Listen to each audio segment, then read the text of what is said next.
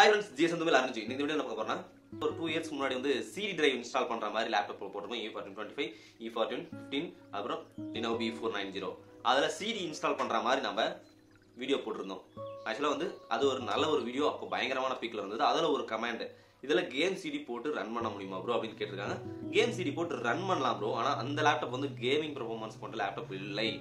பேசிக் வந்து நீங்க school work, college work, type writing, நார்மலா வந்து போட்டோஸ் இல்ல டேட்டாஸ் வந்து கலெக்ட் பண்றதுக்கான ஒரு லேப்டாப்பா இருக்கும். பேசிக் லெவல் ஒரு பிரிண்ட் அவுட் பண்ற மாதிரி அதுக்கான லேப்டாப் தான். நீங்க வந்து அந்த கேம் CD போட்டு ரன் பண்ணா CDயோட பெர்ஃபார்மன்ஸ் ரொம்ப ரொம்ப ஸ்லோ. டேட்டாங்கிறது அதில் போட்டு அதில் வந்து ரன் ஆகுறதுக்கு ரொம்ப டைமிங் எடுக்கும். நீங்க சிடிலேருந்து காப்பி பண்ணி இன்ஸ்டால் பண்ணி அப்படிதான் இன்ஸ்டால் பண்ணி யூஸ் பண்ணிக்க முடியும். சிடியோட டேட்டாஸை காப்பி பண்ணி நீங்க பண்ணிக்க முடியும். பட் அதில் தான் கேம் ரன் பண்ணீங்க இன்னும் ரொம்ப ஸ்லோவாக தான் இருக்கும். சரி, ஓகே, PS3 இந்த மாதிரி நிறைய விஷயங்கள் இருக்கு. இது கேமிங் நிறைய கேமிங் கண்ட்ரோலர்ஸ்லாம் இருக்கு, கன்சோல்லாம் இருக்கு. அதில் CD போட்டு ரன் பண்ற மாதிரி இருக்கும். அது CD கேப்பபிலிட்டி இருக்கும். பட் ஆனால் அந்த லேப்டாப் CD கேப்பபிலிட்டி அந்த அளவுக்கு இருக்காது. இது வந்து EXE ஃபைல் வரும். EXE ஃபைலை இன்ஸ்டால் பண்ணி தான் நம்ம அந்த கேம் வந்து இன்ஸ்டால் பண்ணி ரன் பண்ண முடியும். ஆனால் கேம் சீரிஸ் வந்து வேற வேற பிளே ஸ்டேஷன்ஸ் வந்து கேமிங் இது வந்து இதில் ரன் ஆகுமான்னு கேட்டால் கண்டிப்பாக இல்லை.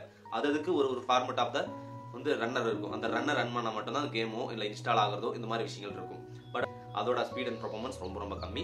அவ்வளோ சின்ன ஷார்ட் அண்ட் ஸ்வீட்டான இந்த வீடியோ வந்து உங்களுக்கு பிடிச்சிருக்குன்னு நினைக்கிறேன். ஓகே, தேங்க்ஸ் ஃபார் வாட்சிங் வீடியோ. Bye bye. மறக்காம ஃபாலோ அண்ட் சப்ஸ்கிரைப் பண்ணிக்கோங்க.